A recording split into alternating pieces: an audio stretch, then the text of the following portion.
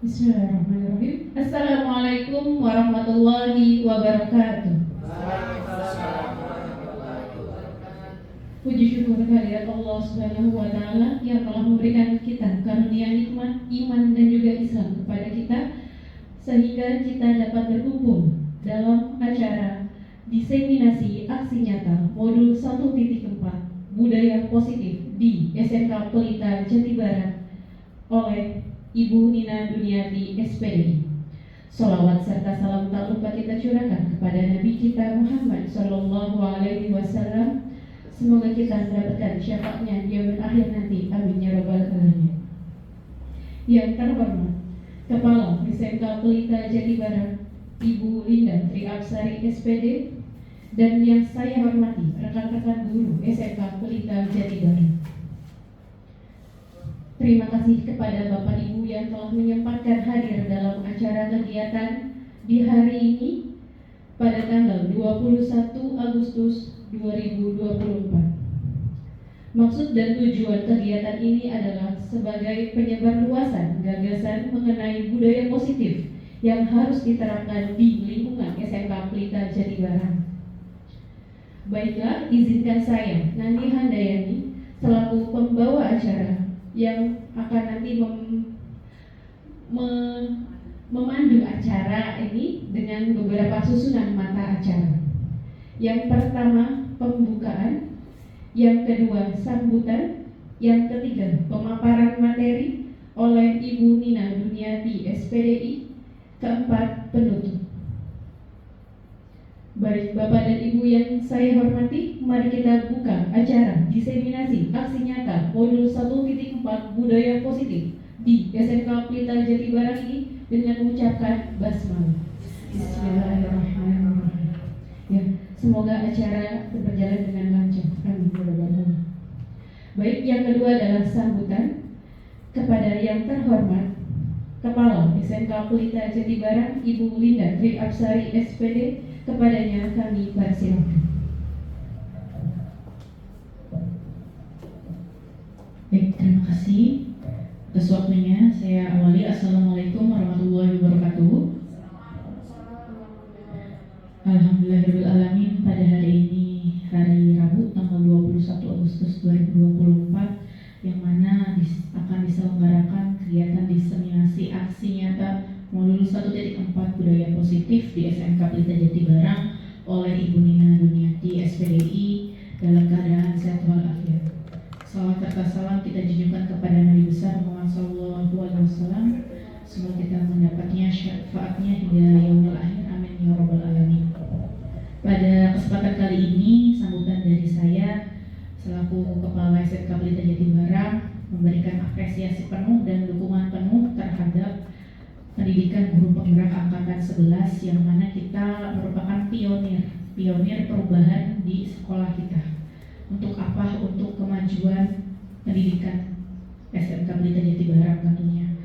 Dan juga kita bisa berubah ya, dan bisa menantang ya, bisa memberi tantangan, atau kita mampu gitu ya untuk menghadapi tantangan abad 21 ini, yang mana siswanya juga berbeda ya. Kita harus mengubah gaya belajar kita lebih interaktif lagi, lebih kreatif lagi, dan juga kita tentu dalam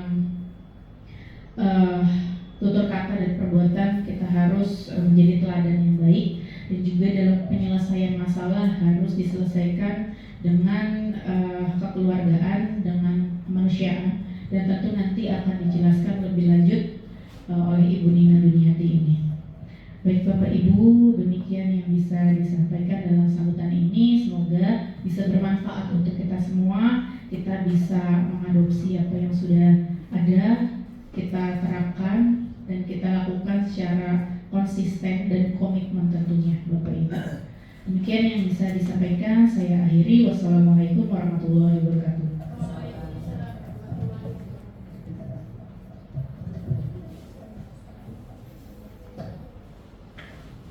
Ya, terima kasih atas kata sambutannya Ibu Linda Tri Absari SPD. Baik Bapak dan Ibu, acara selanjutnya adalah pemaparan materi mengenai budaya positif di SMKS Pelita Jatibarang oleh Ibu Nina Duniati SPD. Kepada beliau kami persilakan.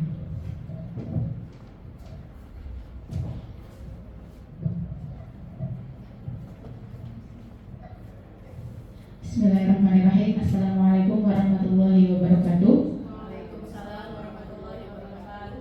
Sebelumnya, mohon maaf Bu membelakang nih.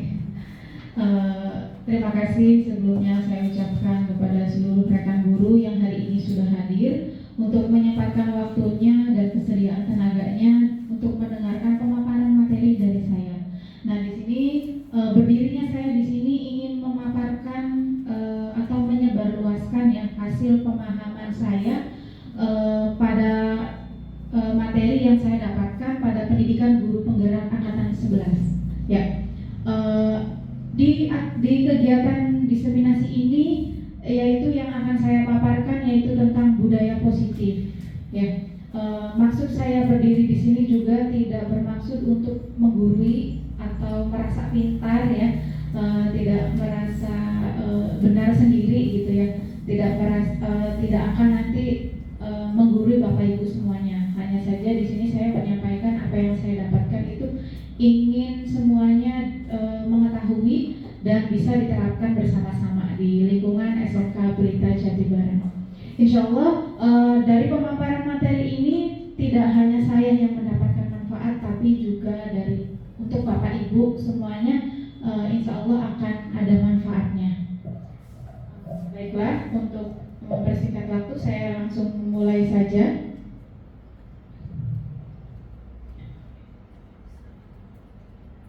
Ya, di sini saya izinkan memperkenalkan dulu ya orang yang berperan dalam pendidikan guru penggerak angkatan 11. Untuk Bapak Safety Purnama Nugraha ini adalah fasilitator saya, yang mana saya dengan beliau hanya bertemu melalui tatap maya, ya, belum pernah ketemu langsung.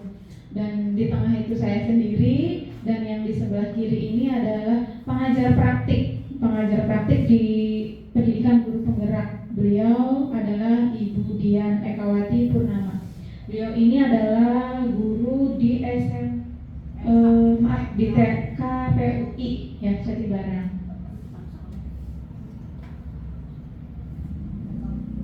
Nah, dari budaya positif ini, di sini saya akan memaparkan konsep intinya. Konsep inti dari budaya positif diantaranya ada disiplin positif, keyakinan sekolah atau keyakinan kelas, kemudian penyelesaian masalah dengan segitiga restitusi, kemudian motivasi perilaku manusia berkaitan dengan hukuman dan penghargaan.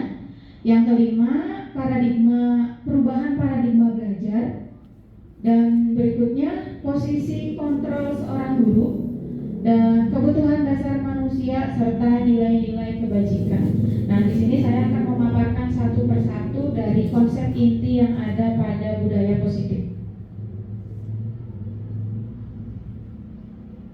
Nah, untuk yang pertama, materi pertama yaitu perubahan paradigma belajar, yang mana pembelajaran dengan paradigma baru ini merupakan pembelajaran yang dirancang berdasarkan prinsip pembelajaran berdiferensiasi. Nah, apa sih pembelajaran berdiferensiasi ini ya? Nah, mungkin Bapak Ibu juga sudah mendengar ya, apa pembelajaran berdiferensiasi Bapak Ibu? Berbeda-beda. Ya, pembelajaran diferensiasi ini kita mengajarkan ke anak sesuai dengan minat dan bakatnya peserta didik ya. Jadi pembelajarannya itu tidak monoton seperti zaman dahulu. Kita bandingkan dengan zaman dulu ya. Pembelajaran yang zaman dulu itu masih monoton, masih guru yang sebagai teacher center atau pusat pembelajarannya. Nah, untuk yang sekarang kita di paradigma baru ini mengubah pembelajaran yang monoton itu menjadi pembelajaran yang beraneka ragam sesuai dengan minat dan perkembangan peserta didik. Ya, yang mana tujuan dari pembelajaran berdiferensiasi ini adalah untuk mewujudkan profil pelajar Pancasila yang sekarang lagi kita jalani ya, yaitu kurikulum merdeka, yang mana elemen atau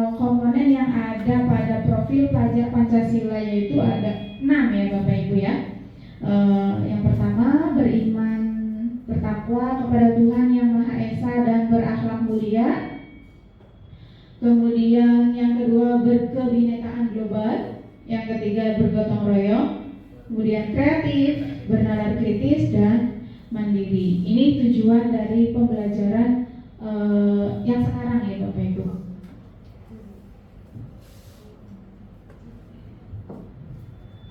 Nah, kemudian materi yang kedua yaitu tentang disiplin positif. Yang mana disiplin positif ini adalah cara penerapan disiplin yang mengajarkan anak bertanggung jawab dan menumbuhkan kesadaran diri berdasarkan nilai-nilai kebajikan. Ya, disiplin positif ini lebih ke arah disiplin diri yang dapat mengontrol diri dalam melakukan segala kegiatan. Ya. Kemudian disiplin diri ini dapat membuat murid memahami dan menyadari berdasarkan motivasi internal. Ya, bukan karena paksaan, pujian, ataupun hukuman. Nah, ini adalah contoh disiplin positif ya. Mudah-mudahan ini diterapkan oleh semua warga sekolah di SMK Pelita Jatibarang ya, dengan menerapkan datang ke sekolah tepat waktu, mengenakan seragam sesuai aturan, kemudian setiap hari Senin mengikuti upacara ya. Kemudian siswanya kalau mengumpulkan tugas tepat waktu gitu. Kemudian tertib dalam mengikuti pelajaran, mengantri di lingkungan sekolah dan merapikan kelas sebelum pulang serta membuang sampah pada tempatnya. Insya Allah warga sekolah kita sudah menerapkannya ya Bapak Ibu.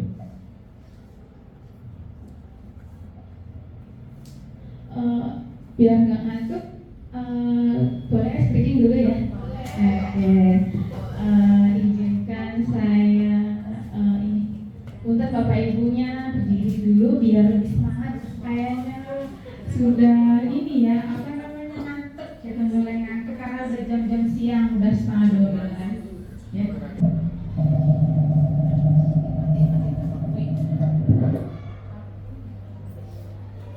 Nanti saya contohkan terlebih dahulu untuk SBG-nya, yaitu tepuk semangat. Nah, dimulai dari tepuk semangat.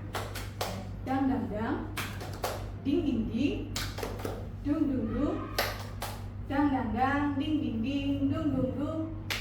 Aha aha, se ensa, se, aha aha, ma, aha aha, ngat, aha aha, semangat. Tapi nanti dengan ekspresi yang ini ya, ekspresi yang ceria ya. Dang dang dang, ding ding ding, dung dung dung. Dua kali.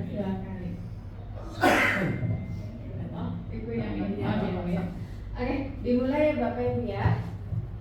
Semangat. Oke, 1, 2, 3. Tepuk semangat. Dang dang dang, ding ding ding, dung dung dung. Dang dang dang, ding ding ding, dung dung dung. Aha aha, nah. Aha aha, nah. Aha aha, semangat.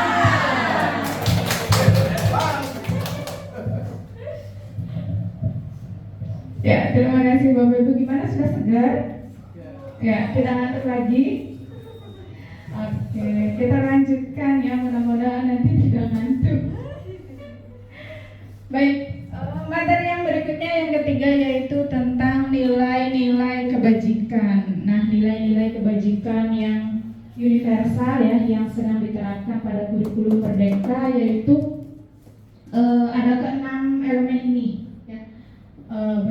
Beriman dan bertakwa kepada Tuhan Yang Maha Esa dan berakhlak mulia, keberkebinekaan global, gotong royong, kreatif, bernalar kritis, dan mandiri.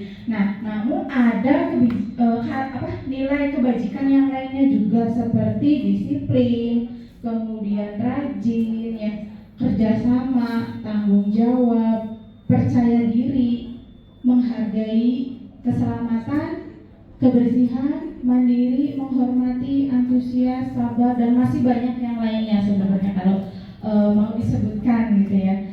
Nah, ini selanjutnya coba kita sama-sama ini Bapak Ibu tebak-tebakan lah ya.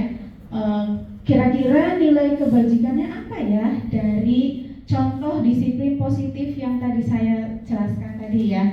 Nah, kira-kira kalau datang ke sekolah tepat waktu, kira-kira nilai kebajikannya apa ya Bapak Ibu? Disiplin, betul sekali. Kemudian mengenakan seragam sesuai aturan. Disiplin juga ya Bapak Ibu ya. Kemudian mengikuti upacara. Tanggung jawab, selain tanggung jawab. Betul Ibu Linda. Cinta tanah air atau memiliki patriotisme ya Bu Linda, begitu ya? Atau kepahlawanan. Kemudian yang keempat, mengumpulkan tugas tepat waktu. Itu nilai kebajikannya apa ya Bapak Ibu? Tanggung jawab, betul ya, sebagai siswa. Dan yang berikutnya, tertib dalam mengikuti pelajaran. Nilai kebajikannya apa ya Bapak Ibu? Disiplin, betul. Kemudian mengantri di lingkungan sekolah, menghormati, menghargai, bisa juga melatih kesabaran, ya kan? Sabar gitu. Kemudian berikutnya merapikan kelas sebelum pulang. Nilai kebajikannya apa ya Bapak Ibu? Tanggung jawab sebagai warga kelas, betul. Dan yang terakhir, membuang sampah pada tempatnya. Apa nih kira-kira nilai kebajikannya Bapak Ibu? Tanggung jawab, betul. Bisa juga kebersihan, kepedulian terhadap lingkungan ya Bapak Ibu. Baik, benar sekali. Ini nilai-nilai kebajikan ya Bapak Ibu. Kemudian yang berikutnya, materi penyelesaian masalah menggunakan segitiga restitusi. Nah, segitiga restitusi ini adalah sebuah metode untuk menyelesaikan masalah yang terjadi pada anak. Apakah setiap masalah, semua masalah bisa diterapkan segitiga restitusi ini? Tidak ya Bapak Ibu, ini adalah hanya salah satu contoh metode untuk mengatasi masalah yang terjadi pada anak gitu. Tapi tidak semua masalah bisa diselesaikan dengan segitiga restitusi. Tergantung dari masalahnya, berat atau ringan atau sedang gitu ya. Mungkin kalau masalah yang lebih berat itu ada metode lagi gitu, metode yang lain yang bisa menyelesaikan masalah tersebut.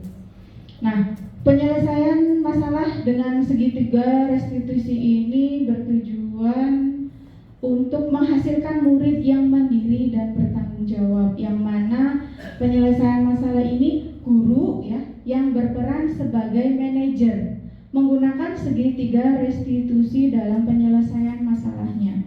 Nah, yang mana dari segitiga restitusi ini terdapat 3 tahapan. Ya, yang pertama tahap menstabilkan identitas. Kemudian yang kedua validasi tindakan yang salah. Dan tahapan yang ketiga yaitu menanyakan keyakinan. Nah, untuk tahap menstabilkan identitas di sini berdasarkan prinsip membuat kesalahan adalah bagian dari proses pembelajaran. Pasti yang namanya anak punya ini ya, punya kesalahan, pernah berbuat kesalahan. Yang mana dari kesalahan anak ini jangan dianggap jangan langsung menjudge gitu ya, jangan langsung melabeli. Anak itu nakal, anak itu tidak disiplin dan lain sebagainya, tapi jadikan sebagai proses pembelajaran. Bagaimana caranya? Yaitu dengan mengutarakan kalimat ya atau kata dari guru yang menanganinya. Nah, misalkan berbuat salah itu wajar, gitu ya. Kemudian tidak ada manusia yang sempurna di dunia ini. Atau bisa juga dengan menggunakan kata ibu atau bapak juga pernah melakukan kesalahan itu, ya. Kemudian ibu atau bapak tidak mau tahu gitu dan siapa yang salah di sini. Tapi mari kita mencari solusi dari permasalahan ini seperti apa, ya. Dan yang terakhir bisa juga menggunakan kalimat kamu berhak merasa seperti itu. Misalkan anak merasa kesal atau berkelahi atau bagaimana gitu ya. Nah, tahapan yang kedua yaitu validasi tindakan yang salah, yaitu berdasarkan prinsip setiap perilaku berupaya memenuhi suatu kebutuhan tertentu. Jadi di sini yang menangani, guru yang menangani bisa menggunakan kalimat-kalimat seperti ini. Kamu pasti punya alasan mengapa melakukan hal itu. Nah, jadi menanyakan dulu tuh Bapak Ibu. Jangan langsung kamu itu salah, begitu ya, langsung menjudge anak itu salah gitu. Tapi ditanya dulu. Bisa juga menggunakan kalimat padahal kamu bisa melakukan hal yang lebih buruk dari ini ya, atau kamu patut bangga karena telah melindungi sesuatu yang penting buatmu, atau kamu melakukannya karena mempertahankan sesuatu yang penting bagimu. Jadi tindakan yang dilakukan oleh siswa jangan langsung dilabeli, jadi digali dulu gitu ya, tindakan kalian itu bahwa salah gitu. Dan yang terakhir, tahapan yang ketiga yaitu menanyakan keyakinan. Menanyakan keyakinan di sini berdasarkan prinsip teori kontrol, bahwa pada dasarnya kita termotivasi secara intrinsik ya. Nah, bisa dengan cara Bapak Ibu menanyakan ke anak, yaitu dengan kalimat, apa keyakinan kelas yang sudah kita buat sebelumnya, atau nilai-nilai apa yang telah disepakati bersama waktu di kelas ya, pembelajaran awal. Atau bisa juga dengan seperti apa gambaran sebuah kelas yang ideal menurut kamu. Dan bisa juga menggunakan kalimat, kamu ingin menjadi orang yang seperti apa? Apakah tadi perbuatan kamu itu baik gitu? Terus untuk kedepannya bagaimana untuk menyelesaikan masalah seperti ini? Jadi anak mencari solusinya sendiri terhadap permasalahan yang mereka lakukan. Sampai di sini ada pertanyaan dulu Bapak Ibu? Tidak ada? Lanjut, baiklah. Materi yang berikutnya yaitu tentang posisi kontrol seorang guru. Ya, yang mana posisi kontrol seorang guru di sini ada 5, ya Bapak Ibu. Yang pertama sebagai penghukum. Nah, seorang penghukum bisa menggunakan hukuman fisik maupun verbal. Misalkan menggunakan fisik itu dengan cara lari-lari di lapangan 10 kali ketika anak terlambat sekolah misalkan, atau hormat pada bendera selama 1 jam, itu hukuman fisik ya Bapak Ibu. Atau bisa dengan hukuman verbal. Verbal itu secara bahasa ya, jadi si anak langsung disalahkan gitu, kamu itu tidak disiplin, kamu itu nakal, kamu itu apa segala macam gitu ya. Jadi secara bentuk lisan. Nah, kemudian pembuat merasa bersalah ya. Pembuat merasa bersalah ini, di posisi ini murid akan memiliki penilaian diri yang buruk tentang diri mereka. Murid merasa tidak berharga dan telah mengecewakan orang-orang yang disayanginya. Nah, dan yang pemantau ya, yang ketiga yaitu sebagai pemantau. Seorang pemantau sangat mengandalkan perhitungan, catatan, data yang dapat digunakan sebagai bukti atas perilaku seseorang. Contoh, saya sendiri pernah mengalami ya Bapak Ibu, saya sebagai wali kelas selalu mengontrol keadaan kehadiran siswa. Di sini saya mantau setiap bulannya anak suruh mereka. Nah, ketika anak dalam 1 minggu ada 2 kali alfa atau 3 kali alfa. Nah, di situ saya langsung memanggil ya. Apalagi direkap misal dalam 1 bulan ada 10 kali alfa. Saya langsung memantau dari hasil absensi tadi, langsung memanggil anak untuk disidang ya, untuk ditanyain dan diberi penjelasan. Di sini dikasih pengertian ya, ditanyakan kenapa alfanya sampai banyak sekali gitu.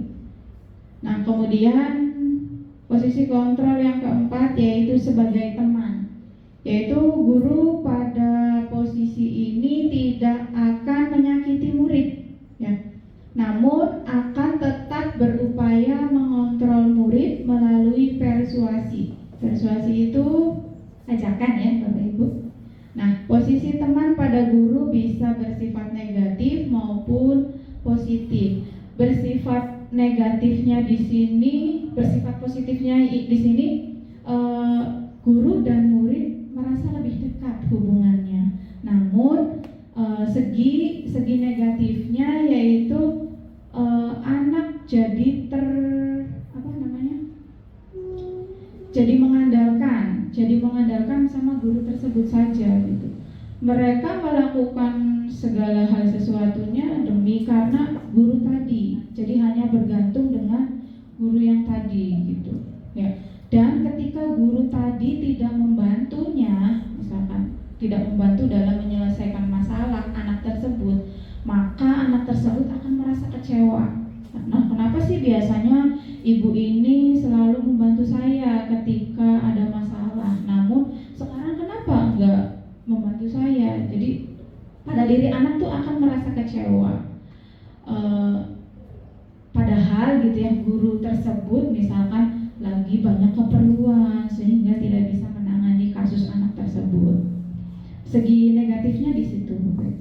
Nah, kemudian yang terakhir itu posisi kontrol sebagai manajer, ya. Manajer di sini sebagai guru, ya. Mereka tidak akan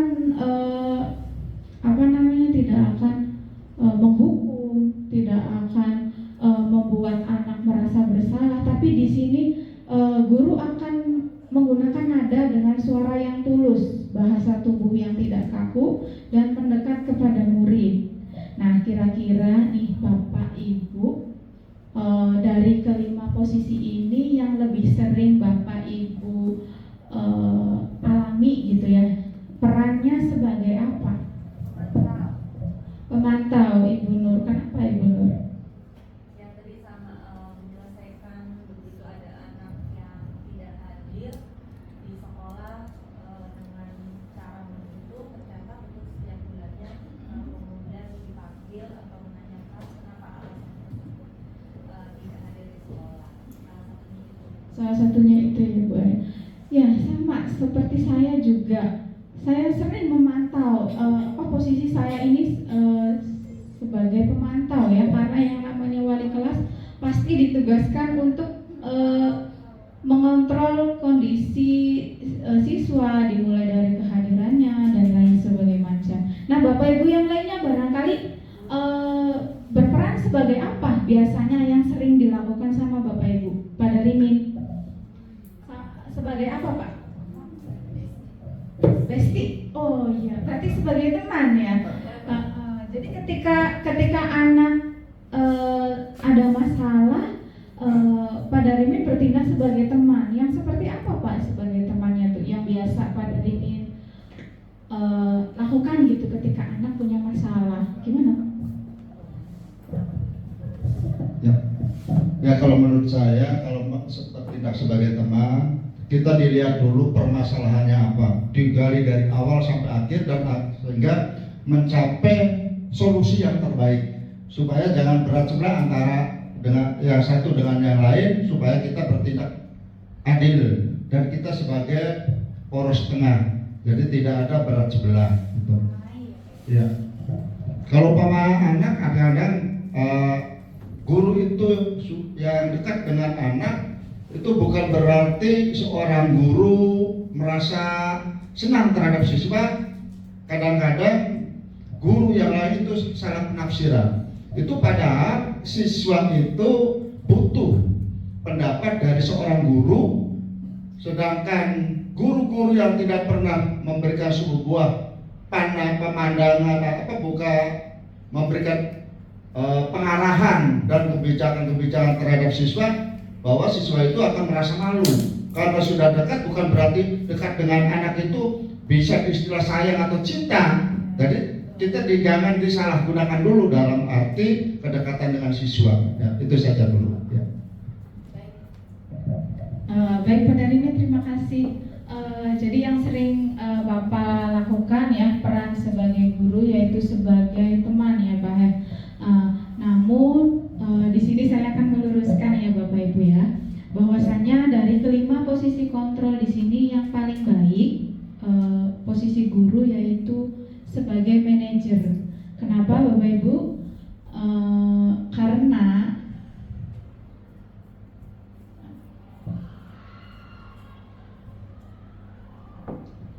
Karena gini ya, sebaiknya gitu guru berperan sebagai manajer. Kenapa?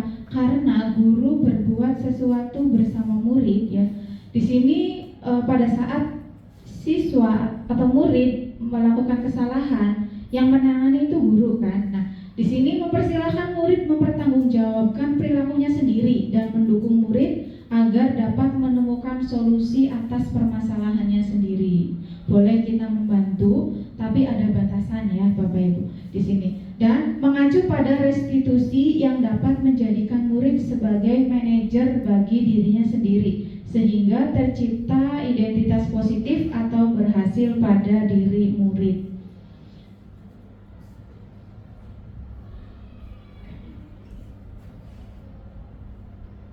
Nah, ini contoh ya Bapak Ibu, contoh dari penerapan 5 posisi kontrol seorang guru. Contoh kita ambil kasusnya siswa tidak memakai atribut lengkap saat upacara. Di sini kalau yang sebagai penghukum, guru yang sebagai penghukum itu akan memberikan hukuman misalkan hormat bendera selama 1 jam gitu ya. Kemudian kadang gitu ya, guru akan melontarkan kalimat, kamu terlambat lagi, pasti terlambat lagi, selalu datang terlambat gitu ya. Nah, kapan bisa datang tepat waktunya gitu ya. Biasanya guru akan mengucapkan kalimat-kalimat seperti itu. Dan dari kasus ini juga misalkan kita ambil sebagai posisi pembuat merasa bersalah. Biasanya gitu guru akan melontarkan kalimat, berapa kali ibu atau bapak harus memberitahu kamu selalu saja mengecewakan ibu atau bapak. Jadi di sini anak menjadi murung ya, menjadi merasa bersalah. Atau bisa juga kalimatnya, ibu sangat kecewa sekali dengan kamu. Nah, itu akan membuat anak merasa bersalah dari kalimat tersebut. Dan berapa kali bapak harus memberitahu kamu ya, lagi-lagi kamu berbuat hal yang sama, lagi-lagi kamu berbuat hal yang seperti itu gitu. Nah, itu anak akan merasa bersalah. Dan dengan kalimat, gimana coba kalau orang tua kamu tahu kamu berbuat seperti ini, pasti orang tua kamu akan merasa kecewa. Nah, itu kalimat-kalimat seperti itu akan membuat anak merasa bersalah.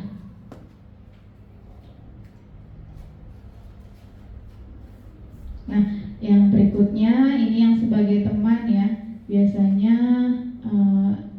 seorang guru gitu akan melontarkan kalimat, ayo dong ikuti aturan sekolah gitu. Jadi anak berbuat atau melakukan sesuatu itu karena dorongan orang yang berbicara tadi ya, orang yang ngomong tadi gitu, tidak berdasarkan dengan kemauan sendiri. Nah, kemudian yang berikutnya sebagai pemantau ya, pemantau biasanya di sini kalimatnya ya, kamu sudah melanggar peraturan sekolah, kamu tahu konsekuensinya seperti apa gitu kan.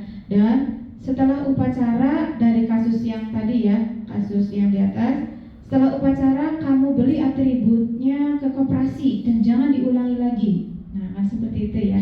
Itu sebagai pemantau. Karena apa, setiap kali upacara saya melihat anak ini atributnya tidak lengkap gitu. Kemudian guru disuruh membeli ke koperasi agar dalam upacara berikutnya tidak terjadi kesalahan yang sama. Nah, ini yang paling bagus, yaitu guru sebaiknya ada di peran sebagai manajer dalam mengatasi masalah. Nah, biasanya guru baiknya gitu ya, guru menggunakan kalimat, apakah kamu tahu kesalahanmu? Menanyakan dulu kesalahan pada anak tersebut. Dan kira-kira bagaimana kamu memperbaiki kesalahan yang kamu lakukan sendiri. Jadi di sini anak akan menemukan solusinya sendiri terhadap permasalahan yang mereka lakukan sendiri, gitu Bapak Ibu.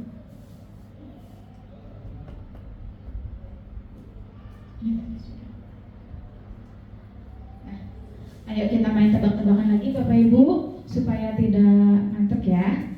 Baik, di sini kira-kira kita ada di posisi mana? Di posisi kontrol guru seorang apa ya? Ketika seorang guru yang menyelesaikan masalah melontarkan kalimat, saya kecewa sekali dengan kamu. Apa kira-kira? Nah, membuat merasa bersalah. Kemudian yang kedua, kamu tidak pernah benar melakukannya. Kira-kira apa Bu Ija? Gak tahu. Penghukum ya Bu Tias ya? Ya betul sekali. Sebagai penghukum, ya betul. Sebagai penghukum karena langsung melabeli anak itu tidak benar, gitu ya Bapak Ibu. Kemudian yang ketiga apa ini Bapak Ibu? Apa rencanamu untuk menyelesaikan masalah ini? Manajer ya. Bu Nani, ya betul sekali sebagai manajer. Jadi kalau ada kalimat bertanya gitu ya, seorang guru yang bertanya kepada anak yang punya masalah, yaitu pertanyaan sebagai seorang manajer. Dan yang keempat, ayolah lakukan demi bapak atau ibu ya. Nah, sebagai apa ini? Teman. Ya, sebagai teman. Dan yang terakhir, kamu tidak pernah mendapat nilai jika tidak mengerjakan tugas. Jadi kira-kira posisi itu ada di posisi apa? Pemantau. Pemantau ya Bapak Ibu ya. Baik, terima kasih benar sekali Bapak Ibu. Beri tepuk tangannya untuk kita semua. Ya, biar tidak ngantuk ya. Bahkan berkabel udah dia. Oh iya. Hadiah minta apa pada? Apa memang dipenuhi? Oh. Ya tidak janji ya. Baiklah, kita lanjut ke keyakinan sekolah atau kelas. Ini kenapa keyakinan sekolah atau kelas gitu ya? Kalau keyakinan sekolah berarti yang diyakini oleh seluruh warga sekolah, dan dalam pembuatan keyakinannya harus dilibatkan oleh seluruh warga sekolah SMK Pelita gitu. Nah, kalau keyakinan kelas itu antara guru dengan siswa atau murid saja yang terlibat ya Bapak Ibu. Misalkan diterapkan sebagai wali kelas nih, wajib menerapkan keyakinan kelas. Nah, kenapa sih namanya keyakinan kelas gitu, bukan peraturan kelas? Nah, kira-kira apa ini Bapak Ibu? Kalau peraturan, perbedaannya peraturan sama keyakinan itu apa? Kalau peraturan tuh kita yang membuat gurunya ya. Nah, betul. Kalau peraturan itu gurunya yang membuat ya. Salah satu orang yang membuat, bukan berdasarkan kesepakatan bersama antara murid dengan guru misalkan. Ya, betul sekali. Di sini kalau peraturan kelas yaitu yang dibuat oleh guru. Jadi anak hanya nanti hanya mengikuti saja. Tapi bisa saja anak itu melanggar peraturan yang dibuat oleh guru. Karena itu bukan keinginan saya gitu kan, kata anak begitu. Nah, tapi kalau keyakinan kelas, nilai-nilai kebajikan apa saja yang harus diterapkan di dalam kelas itu harus diyakini bersama dan dijalani oleh seluruh warga kelas gitu ya. Nah, dalam pembuatan keyakinan kelas juga di sini semua warga, semua siswa ya harus terlibat dan harus ikut menandatangani dari hasil keyakinan kelas tadi. Nah, nanti untuk lebih jelasnya bisa dilihat di sini Bapak. Keyakinan sekolah atau kelas di sini, guru berperan dalam mewujudkan terbentuknya keyakinan sekolah atau kelas dengan adanya kesepakatan antara guru dan murid. Nah, kemudian keyakinan sekolah atau kelas ini berupa pernyataan yang universal yang yang mudah didapat, dipahami, dan harus diterapkan dalam lingkungan sekolah. Nah, untuk pembuatan keyakinan sekolah atau kelas itu menggunakan kalimat-kalimat yang positif, jadi bukan negatif ya.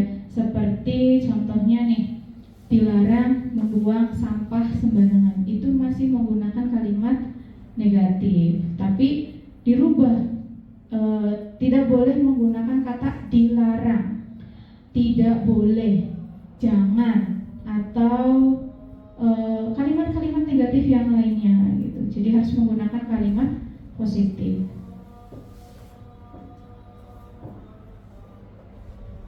Ayo, mari Bapak Ibu, kita ganti dari ini mirip peraturan ya. Nah, kalau ini peraturan, karena apa? Jangan, pakainya dilarang, tidak boleh gitu. Nah, jadi kita ganti nih kalimat ini menjadi kalimat positif. Ayo coba kira-kira yang poin 1 itu kita ganti menjadi kalimat apa ya, gimana? Buanglah sampah pada tempatnya. Buanglah sampah pada tempatnya. Mohon maaf, kalau buanglah itu berarti menyuruh nggak Bapak Ibu? Nah, menyuruh. Masih kalimat negatif apa positif? Membuang sampah pada tempatnya. Betul. Tidak usah menggunakan kata lah ya, karena itu berkesan menyuruh. Gitu ya Bapak Ibu ya, mohon maaf dibenarkan.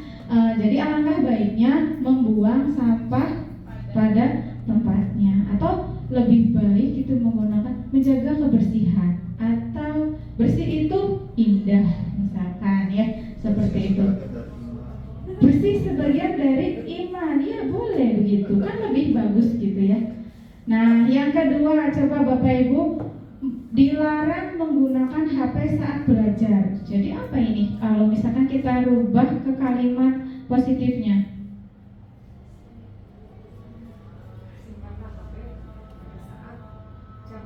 betul, menyimpan HP saat jam KBM. Betul sekali Bu Dewi, terima kasih. 100 Bu Dewi.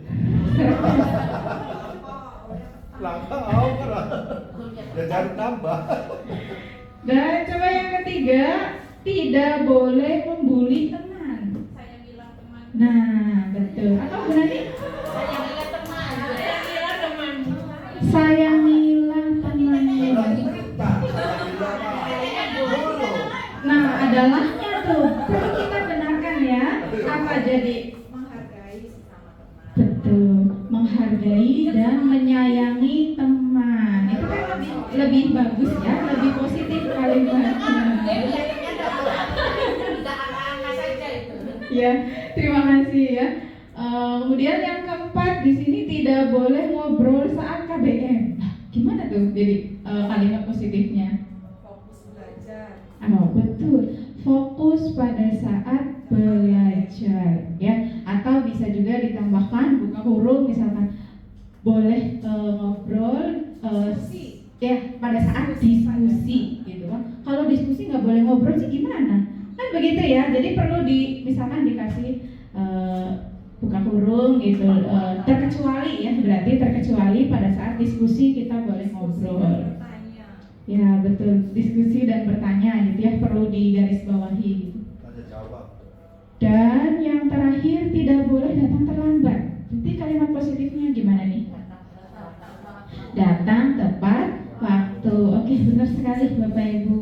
Tepat ya? Sekolah setengah 7. Iya. Itu positif. Baik, Bapak Ibu, kita lanjutkan kembali ya. Yang berikutnya, memahami perilaku manusia berkaitan dengan hukuman dan penghargaan. Ya, di sini motivasi yang muncul dari diri seseorang itu ada dua, yaitu motivasi internal dan motivasi eksternal. Yang poin pertama dan poin kedua ini adalah motivasi eksternal, yang mana seseorang melakukan kegiatan ya, atau melakukan apapun ini untuk menghindari ketidaknyamanan atau hukuman. Misalkan nih, saya harus datang jam 7. karena nanti kalau lewat 15 menit nanti honornya dipotong begitu ya. Nah itu masih motivasi eksternal yang timbul pada diri kita gitu ya. Misalkan contoh Bapak Ibu ya. Kemudian yang kedua, untuk mendapatkan imbalan atau penghargaan dari orang lain. Misalkan saya masuk jam 7 tepat teng langsung ke kelas, keluar 2 jam pelajaran teng jam setengah 9 gitu ya. Nah melakukan hal seperti itu karena pengen dipuji sama teman-teman kita, mendapat predikat disiplin gitu ya. Nah itu yang motivasi yang masih muncul dari luar ya Bapak Ibu ya, dari motivasi eksternal karena pengen dipuji sama teman-teman kita. Jangan ya Dek ya. Jangan ya Dek ya. Jangan ya Dek ya. Nah yang terakhir ini adalah motivasi yang baik ya, yaitu motivasi internal, yang mana untuk menjadi orang yang mereka inginkan dan menghargai diri sendiri dengan nilai-nilai yang mereka percaya. Saya datang tepat waktu, misalkan keluar pulang tepat waktu, itu karena berdasarkan ya saya sudah terbiasa gitu untuk disiplin gitu ya. Kemudian saya biasa misalkan memberi motivasi juga kepada anak untuk tetap melakukan disiplin juga gitu, sesuai dengan dorongan saya gitu. Nah supaya apa yang saya terapkan itu dapat ditiru oleh peserta didik lah, intinya seperti itu ya Bapak Ibu. Nah baiknya ya ketika guru sudah memahami dari ketiga motivasi perilaku tersebut, maka guru dapat memilah motivasi apa yang ada pada diri muridnya. Nah, jika murid masih memiliki motivasi perilaku untuk menghindari ketidaknyamanan atau hukuman dan untuk mendapatkan imbalan ya atau penghargaan, maka motivasi yang berasal dari diri siswa itu masih berasal dari motivasi eksternal, bukan motivasi internal ya, karena pengen dapat pujian gitu.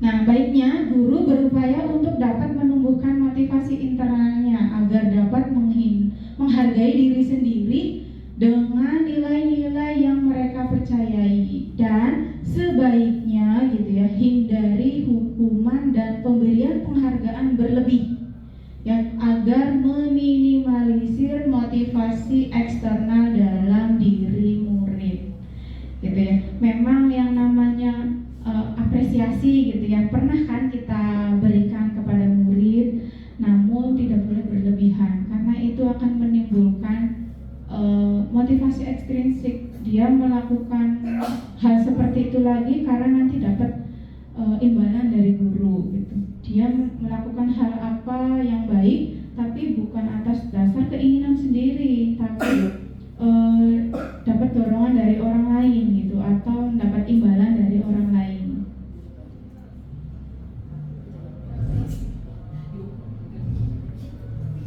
Nah, ternyata setelah saya mengikuti pendidikan guru penggerak ini ya, antara penghargaan dengan hukuman itu sama ya. Kenapa Bapak Ibu? Saya ini materi ini menurut saya yang paling ngena, yang paling apa Bu? Bertolak belakang. Betul, yang paling bertolak belakang dan pernah saya rasakan sendiri Bapak Ibu ya.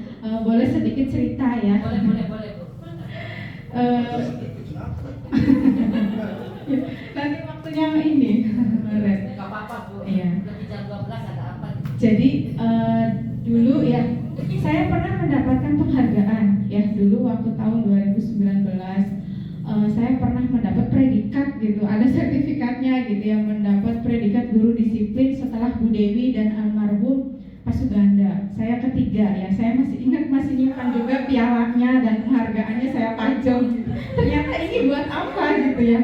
Nah dan ternyata gitu setelah tahun berikutnya ada kandidat atau ada penghargaan apresiasi dari sekolah dengan hal yang sama. Itu saya merasa berharap nggak sih Bapak Ibu? Kemarin saya dapat loh. Iya, mungkin Ibu Dewi juga pernah begitu, Bu Dewi? Enggak ya, berarti saya aja berarti ya. Agak enak berarti. Iya, setelah itu ya, setelah tahun berikutnya ternyata yang dapat predikat disiplin itu Pak Susanto. Ya nggak Pak Susanto? Gimana perasaan Pak Susanto pada saat mendapatkan penghargaan? Bahagia bukan? Bahagia, emang betul Bapak Ibu. Bahagia sekali saya juga. Padahal saya di sini baru 2 tahun jalan gitu, tapi mendapatkan predikat guru disiplin ya. Tapi setelah saya tidak mendapatkan penghargaan itu lagi, saya merasa kecewa. Loh, kenapa ya saya ini nggak dapat? Saya ini berarti ada yang menyaingi dong, begitu kan? Ya muncul pertanyaan-pertanyaannya, itulah. Bisa jadi karena saya baper gitu ya. Nah kemudian ya itu yang merasa dihukumnya di situ loh. Kenapa saya ini nggak dapat predikat guru disiplin padahal sebelumnya saya dapat gitu. Nah ya mungkin ini curhat aja ya Bapak Ibu ya, sebagai pengalaman pribadi, mohon maaf Bunda.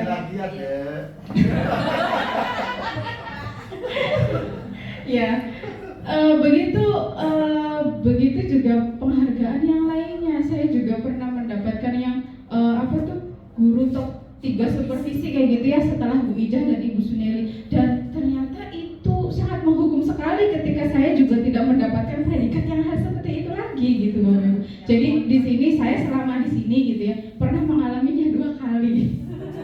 Mudah-mudahan nanti untuk penghargaan seperti ini dirubah ya Bapak Ibu. Mohon maaf Bu Linda, dirubah dalam artian pemberian apresiasinya itu dalam bentuk hal yang lain. Jadi di sini nanti dari guru lain juga yang tidak pernah mendapat predikat guru disiplin itu akan merasa kecewa, menimbulkan berarti saya guru malas, atau saya nggak usah lah inilah datang tepat waktu gitu, karena toh dia yang menang gitu kan. Kalau ada pemberian apresiasi lagi seperti itu Bapak Ibu.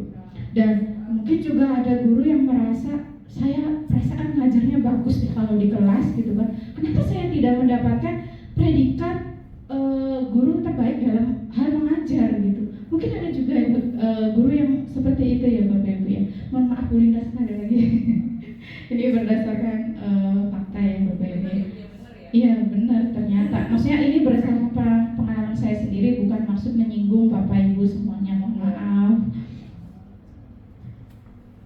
Dan yang ini ya tidak efektifnya itu tadi, dan merusak hubungan. Betul, merusak hubungan karena ya saling bisa terjadi saling ketidaksukaan gitu antara guru yang satu dengan yang lain, atau pada saat pemberian ranking gitu ya di kelas gitu, antara ranking yang 1 dengan yang 2, 3 itu ya sama sebenarnya mendapat penghargaan, tapi sebenarnya dia lagi dihukum gitu, merasa dihukum. Karena saya juga pernah menemui gitu ya, ketika tahun kemarin jadi wali kelas 10, anak itu waktu SMP mendapat peringkat. Nah ketika di SMA gitu dia jauh banget rankingnya tuh. Tadinya ranking masuk 5 besar katanya. Ketika masuk ke SMA, loh Bu kenapa sih dia sampai nangis gitu. Dia jauh banget ininya, malah 20 berapa gitu, saya lupa. Nah itu dia nangis, berarti kan merasa berkecil hati. Berarti saya sekarang bodoh atau gimana lah, dalam diri anak pasti muncul kecewa gitu. Nah ternyata memang ya penghargaan itu salah satunya yaitu tidak efektif ya, dan menghukum itu namanya. Saya juga baru tahu gitu Bapak Ibu ketika mengikuti pendidikan guru penggerak ini. Nah kemudian yang berikutnya, kebutuhan dasar manusia, yaitu segala sesuatu yang kita lakukan untuk mendapatkan apa yang kita inginkan. Seluruh tindakan yang kita lakukan memiliki tujuan tertentu, dan semua usaha terbaik yang kita lakukan adalah dalam rangka agar kebutuhan dasar kita terpenuhi dengan baik. Nah di sini ada 5 kebutuhan dasar manusia. Yang pertama bertahan hidup, yaitu kebutuhan yang bersifat fisiologis untuk bertahan hidup, misalnya memerlukan makanan, pakaian, tempat tinggal, keamanan, dan kesehatan. Kemudian yang kedua, kebutuhan kasih sayang dan rasa ingin diterima, yaitu berkaitan dengan kebutuhan psikologis, yang mana kebutuhan ini untuk disayangi, merasa ingin diterima, dipedulikan, ya, berbagi, bekerja sama, menjadi bagian dalam kelompok. Kemudian yang ketiga, penguasaan, yaitu berhubungan dengan kekuatan untuk mencapai sesuatu, menjadi kompeten, menjadi terampil, diakui atas prestasi dan keterampilan kita, didengarkan dan memiliki rasa harga diri. Ya, contohnya ini harga diri, keinginan untuk dianggap, kemudian memimpin, berprestasi, diakui dan didengar. Yang keempat dari 5 kebutuhan dasar manusia yaitu kebebasan. Ya, kebebasan di sini ada rasa ingin mandiri, kemudian memiliki pilihan sendiri, mencoba hal baru, dan mampu mengendalikan arah dirinya. Dan yang kelima yaitu kesenangan, kebutuhan untuk mencari kesenangan, termasuk bermain dan tertawa dengan teman-temannya.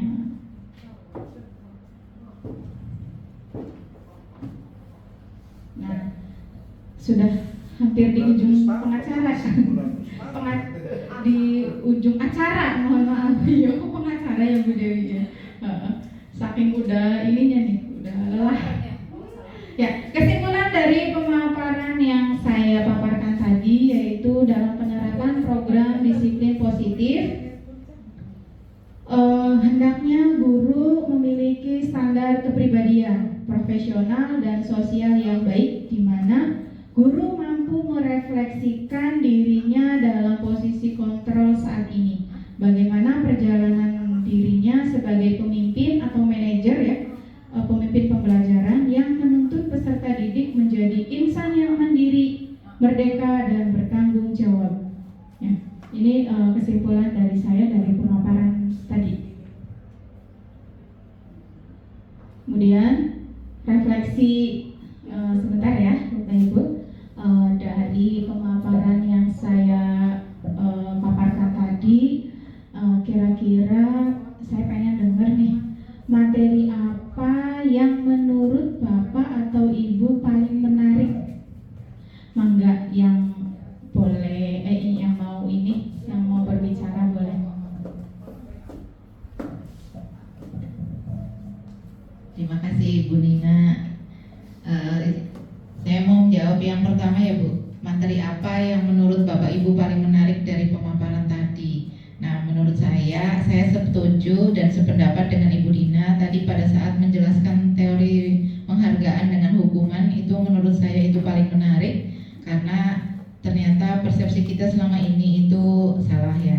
Jadi kita pikir selama ini penghargaan itu lebih baik daripada hukuman. Ternyata penghargaan dengan hukuman itu nilainya setara. Dimana kalau kita tadinya, Ibu Nina tadi sudah bercerita, tadinya saya sudah mendapatkan penghargaan, kemudian di waktu berikutnya tidak mendapatkan penghargaan, itu merasa seperti dihukum gitu ya. Seperti itu. Itu menurut saya yang paling menarik tadi. Terima kasih Bu. Ya, terima kasih kepada Bu Tias yang sudah ikut merefleksikan tadi pemaparan saya ya. Betul, berarti sependapat dengan saya ya Bu Tias ya. Hal yang menarik dari pemaparan materi tadi tentang penghargaan dan penghukuman itu ternyata nilainya setara gitu ya. Mungkin untuk kasus seperti ini, maksudnya untuk permasalahan seperti ini akan dibicarakan oleh seluruh warga sekolah ya Bu Linda ya. Bagaimana nanti cara pemberian apresiasi terhadap guru-guru itu agar tidak merasa dihukum seperti itu.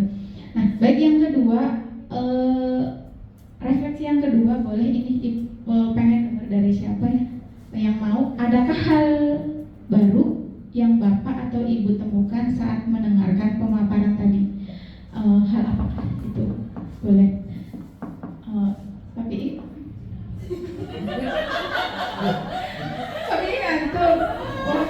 Ibu Haji boleh? Pak Buja? Pasus boleh? Boleh? Baru yang Bapak temui dari pemaparan tadi saya. Banyak sekali Bu ya yang saya temui.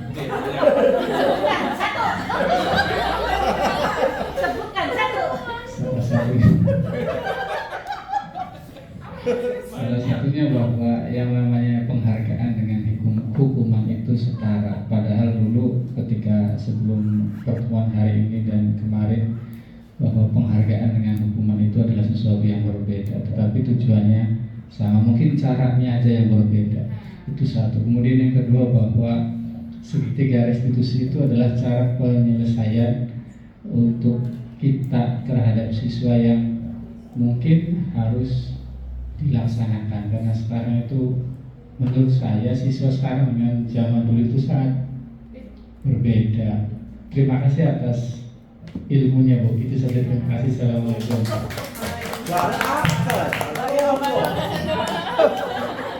Terima kasih kepada Pak Susanto. Ya, sama-sama Pak.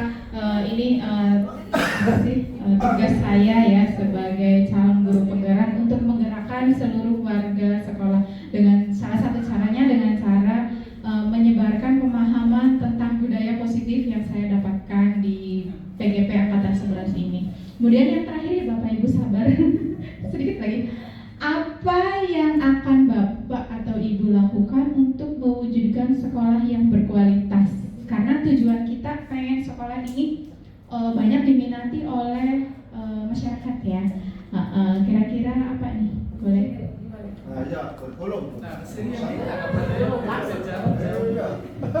Terima kasih Ibu Nina, dan mudah-mudahan saja apa yang akan saya sampaikan ke acara ini bisa dipahami oleh teman-teman kita. Terus terang saja, ini dalam acara yang dilakukan dari hari yang kemarin dengan sekarang, ini sebenarnya sangat bermanfaat sekali. Artinya apa? Sangat bermanfaat sekali. Kita berarah kepada kualitas, berarah ke kualitas. Sebab dari kemarin juga ini arahnya adalah arah untuk memaparkan bagaimana untuk memberikan metode pembelajaran kepada siswa yang lebih nyaman. Ternyata setelah 2 hari ini kita benar-benar banyak yang harus dirubah. Untuk itu kepada teman-teman semuanya, dengan adanya acara ini mohon dengan hormat agar bisa dilaksanakan apa yang disampaikan, materi-materi tersebut kita manfaatkan. Karena apa? Demi kualitas sekolah kita, dan insya Allah kalau kualitas kita benar-benar diperhatikan, masyarakat juga akan mengakui bahwa sekolah SMK Pelita Jati Barang ini adalah sekolah yang paling terbaik. Hanya itu saja Bu, terima kasih. Ya, beri tepuk tangannya untuk semua yang sudah ikut berbicara ya. Terima kasih untuk Ibu Tias, Pak Susanto, dan Pak Hidayat yang sudah memberikan refleksi untuk kegiatan ini. Terakhir dari saya. Ya, ini terakhir dari saya. Sebagai penutup, yuk mari kita sama-sama menerapkan disiplin positif di sekolah tercinta kita ini demi mencetak generasi yang berkualitas. Karena orang yang sukses itu berasal dari terbiasa menerapkan disiplin positif. Setuju Bapak Ibu? Baik, terima kasih. Di penghujung acara saya ucapkan terima kasih dan mohon maaf apabila ada kata-kata saya, curhatan saya yang tadi dapat mengenai hati ya, kaitannya dengan menyinggung perasaan Bapak Ibu. Saya mohon maaf yang sebesar-besarnya. Saya akhiri. Terima kasih. Wassalamualaikum warahmatullahi wabarakatuh.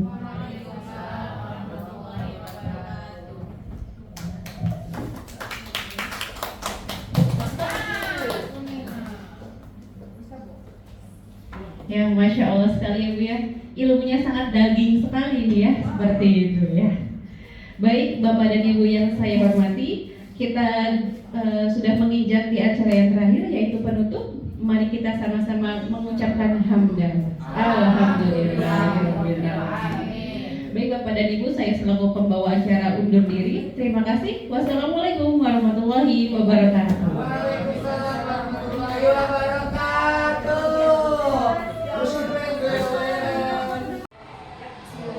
Ibu mulai. Assalamualaikum warahmatullahi wabarakatuh. Waalaikumsalam warahmatullahi wabarakatuh. Apa kabarnya? Baik. Hari ini yang tidak masuk siapa? Sidik. Sidik. Kenapa Sidik? Baiklah, untuk hari ini ya, kita akan membuat kesepakatan kelas. Dulu waktu pertama kali kita masuk, bikin namanya kesepakatan kelas. Ya, kesepakatan kelas hanya saja nanti sekarang dirubah. Ya, dirubah menjadi keyakinan kelas. Nah, untuk keyakinan kelas nanti kalian tulis di sticky note ini, nanti akan ibu bagikan satu anak satu. Tulis keinginan kalian terhadap kelas ini maunya seperti apa. Dalam artian pasti yang baik-baik ya. Nanti dalam membuat keyakinan kelas tidak boleh menggunakan kalimat negatif. Jadi harus menggunakan kalimat yang positif. Ya. Contoh, dalam menulisnya nanti tidak boleh menggunakan kata jangan, ya, atau tidak boleh, atau dilarang. Ya. Jadi jangan menggunakan kata-kata itu. Gantilah menggunakan kalimat yang positif. Contoh, misalnya kalian menginginkan kelas ini bersih. Artinya nanti kalau misalkan dalam membuat peraturan kelas kan bahasanya tidak boleh membuang sampah sembarangan, begitu kan? Nah, di dalam keyakinan kelas dirubah kalimatnya menggunakan kalimat positif. Apa jadi kalau misal dirubah nih? Nah, menjaga kebersihan. Atau gini, tidak boleh datang ke kelas terlambat. Berarti apa digantinya? Contoh ya, misalnya disiplin waktu atau hadir tepat waktu. Sepahami? Nanti ibu bagiin ini satu-satu. Silakan tulis keinginan kalian di kelas ini maunya seperti apa. Ya, sepahami? Bisa. Yang sudah nanti langsung tempel di depan ya.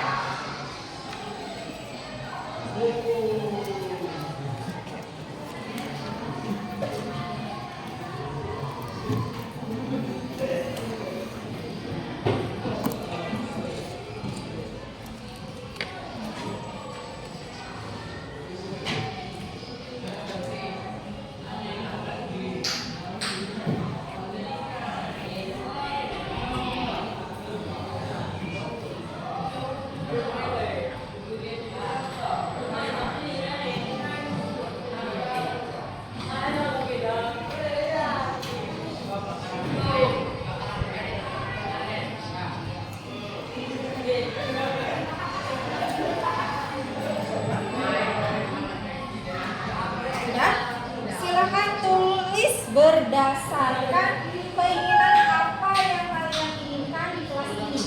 Ya. Dan menggunakan kalimat positif. Kalau yang sudah langsung tempel di papan tulis. Ya.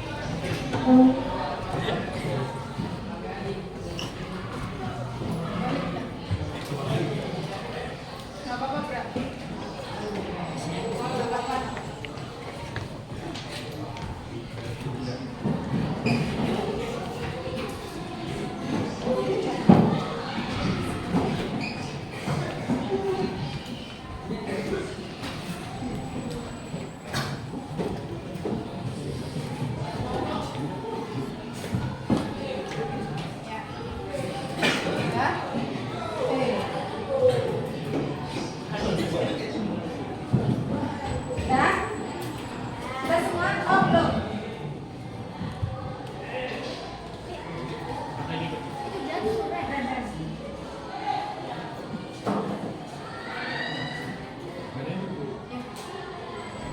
Ada lagi? Yang belum? Ya, terima kasih. Nanti di sini Ibu akan seleksi ya. Maksudnya mengelompokkan kalimat-kalimat yang sama dengan yang sejenis gitu. Nanti kita pilih berdasarkan keyakinan yang berbeda, nanti kita tempelkan di situ ya. Nanti hasil dari seleksi ini akan ditempelkan menjadi keyakinan kelas 10 di KAFI dan TJ KPN ini ya.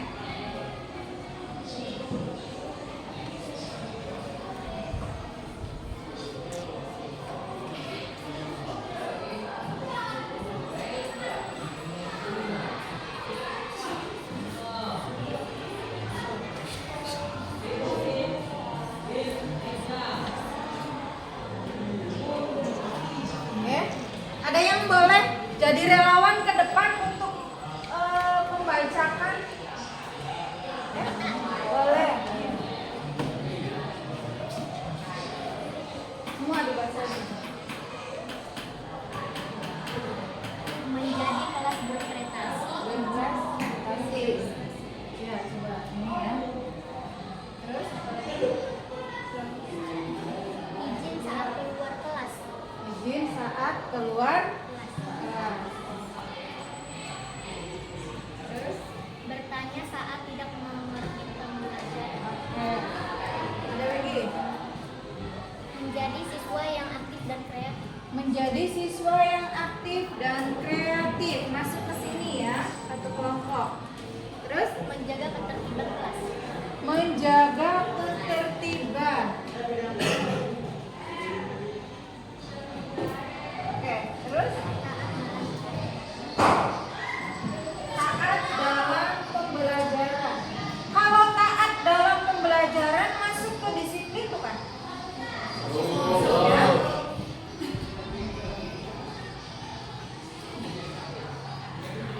Oke, silakan. Saling tolong menolong. Oke. Terus Saling menghormati. saling menghormati. Tadi ada ya yang sudah saling menghormati, ada? Durung ya? Durung.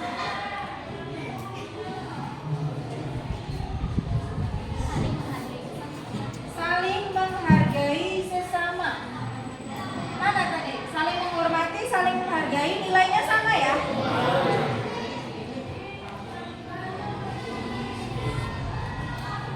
Terus apa lagi? Menghargai diri. Nah, menghargai guru berarti saling menghargai dan saling menghormati sama ya nilainya ya. Menjaga kebersihan kelas tadi udah ada belum? Ya. Belum. Oke. Hadir tepat waktu berarti sama nggak dengan disiplin? Sama.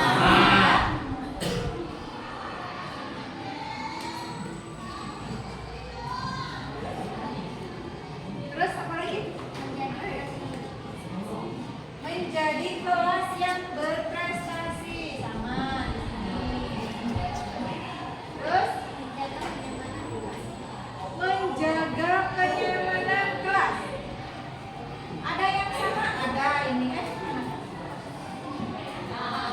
Menjaga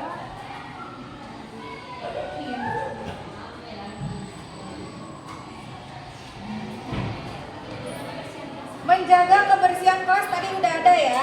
Berarti kita kelompokkan. Tadi mana? Kemudian Menyayangi sesama teman. saling menyayangi tadi sudah ada. Berarti di sini.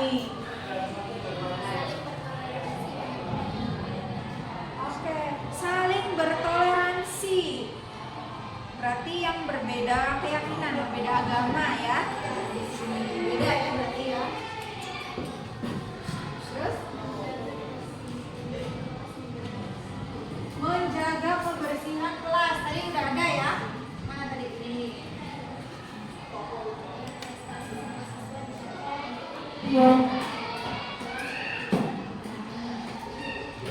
Berpartisipasi, berarti tadi sudah ada ya.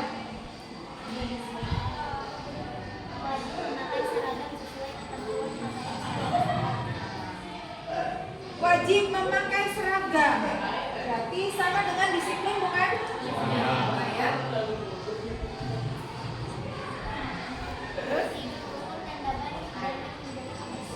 kebersihan tadi sudah ada ya. Berarti kita kelompokkan di sini.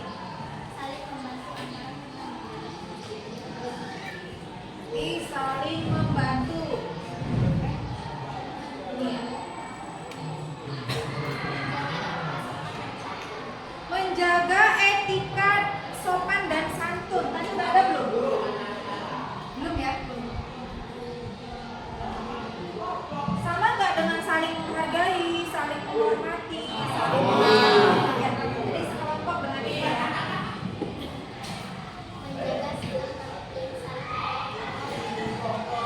Menjaga sikap tertib. Tidak ada ya?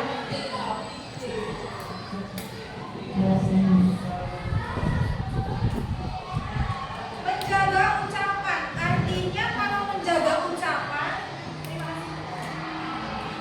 menjaga ucapan berarti sama saja nilainya dengan apa? Saling menghargai, ya. Saling menghargai. Mana tadi? Di sini kita sudah mengelompokkan keyakinan kelas. Jadi kalau yang sama, tempatnya sama ini artinya nilainya sama, nilai kebajikannya ya, nilai kebaikannya sama. Jadi nanti ibu akan ambil sampel dari masing-masing kelompok ini untuk dimasukkan ke sana ya. Ini nanti akan kita yakini bersama dan harus dijalankan bersama oleh seluruh warga kelas 10 DKI dan DKT.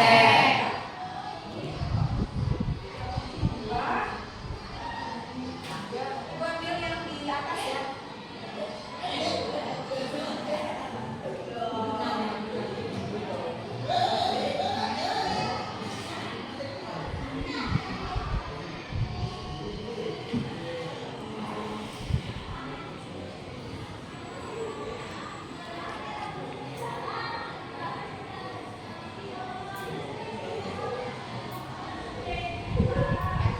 Sepakat dengan keyakinan kelas kita? Jadi karena ini kalian yang membuat, kalian yang membikin, asalnya dari kalian, keinginan kalian, jadi kalian harus mentaati apa yang kalian bikin. Kalian harus melaksanakan apa yang kalian tulis sendiri. Ya, sepakat? Sepakat? Jika nanti kalian melanggar, misalnya dari keyakinan kelas ini, apa konsekuensinya? Apa konsekuensinya?